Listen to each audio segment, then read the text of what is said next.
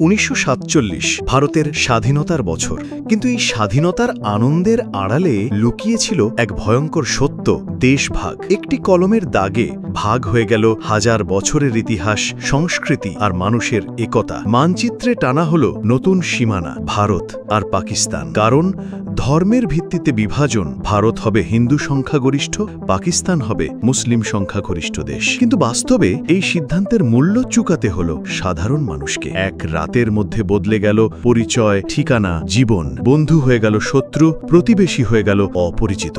সেই সময় ট্রেনগুলো ফিরত, কিন্তু ভেতরে থাকত না যাত্রীদের প্রাণ। পথে পথে লাশ, কান্না আর রক্তের স্রোত। ইতিহাসের সবচেয়ে বড় মানবিক বিপর্যয়। প্রায় 1.5 কোটি মানুষ হলো শরণার্থী, আর প্রাণ হারালো প্রায় 10 থেকে 20 লাখ মানুষ। দেশভাগ মানে শুধু মাটি ভাগ নয়, হৃদয় আর স্মৃতিও ছিন্ন ভিন্ন। আজও দেশভাগের সেই ক্ষত শুকোয়নি। সীমান্তের দুই পারে রয়ে গেছে হারিয়ে যাওয়া শিকড়ের গল্প আর ফিরে না পাওয়া আপনজনের স্মৃতি। স্বাধীনতা এলো, কিন্তু তার দাম ছিল অসীম।